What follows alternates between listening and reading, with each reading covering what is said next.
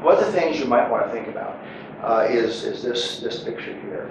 And this is going to have an impact on you, I guarantee you. What it is, it's a one-page ISP. And I'm not proposing that you run out and develop a one-page ISP. But what you might want to think about is how is the support need of the individual or needs integrated with the quality of life domains as that relates to outcomes. So think about the term alignment. Because historically, we've evaluated and diagnosed people. We really haven't looked at what are their support needs. And have you had familiarity with the SIS, support intensity scale? Yes. Okay. Actually, I looked it up, yeah. Great, Yeah. Absolutely. Because that's your input. And what the SIS tells you is what are the support needs of the individual. And that's your, if you look at alignment of a system, you have an input, a throughput, and an output. Well, the input is really what, not the diagnosis of the person, but what are the support needs of the person. That's where the SIS comes into play. And then what the throughput is then looking at the support that the individual needs aligned to the 8 domains. Because you see, if you look at the support needs, you interface those with the quality of life domains, then you're going to maximize your outcomes. I mean, it's just, you're lining up the system the way it should work. So what this is an actual one-page My Support Plan. This was developed in Holland, the Netherlands, and they're using this throughout the RDAN program. And what it does is it really brings the reality of what an ISP is to the table. Because essentially an ISP is a contract between the client and the organization. It's not a bunch of papers that you file away. It's not what it is. It's a contract. And so consequently then what they have done is they've taken that idea and said, okay, if we want the client to be involved in his or her habilitation plan, then they should have a copy of that plan. And they should be involved in the development of it.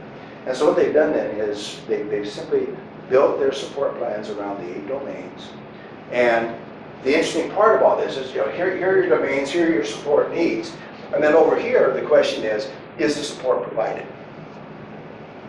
And what that says is we need to think about objectives and ISPs.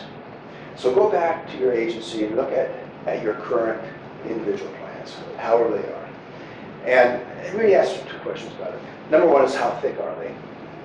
And what happens to them? Now, I have no idea what happens to them and how thick they are in your organization, but I'll tell you what the typical picture is throughout the world. Is they're about that thick, and that's an exaggeration. And they get filed away. No one has any idea what's in them.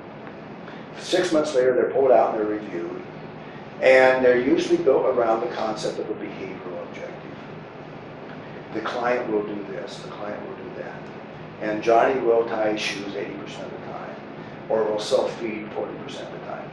And so 6 months later, you look at it. Now, I'm not saying this is what happens, but this is very typical. When you move into the supports paradigm, then we have to think about not behavioral objectives, but support objectives. And the support objectives are things that need to be procured and provided so that the desired outcome occurs. And so the support objective would be that Johnny is provided with a telecommunication system. Not that Johnny uses it or that Johnny talks. That's not the issue. The issue is the support that's needed being provided? And this concept is, and on the back side of it, by the way, is what are the exceptional medical needs and what are the exceptional behavioral needs. So you're not overlooking those key things. If you're working with families, what you might want to think about is developing a one-page support plan that the families have. Because then you've got continuity between what you're doing and what they're doing so that they have some idea as to what is person A's support needs. So that they can, and I understand it's easier said than done, I'm not saying it's going to be, but that way it's a common language. And and that's what RDAN and other programs have done. They have a one-page My Support Plan for clients. They have a one-page staff action plan, support staff action plan. So the support staff know exactly what are the support objectives for each client. And then when they work with families, they have a family support plan that deals with the same mission. So then you've got a common language. And what you then monitor, excuse me, what you then monitor, and I'll conclude with this, is you don't monitor the behavioral objectives. You monitor the support objectives. And that's going to give you faster results because you're focusing really on the thrust of whether or not the support's going. So that's kind of what you might want to think about doing in terms of using this.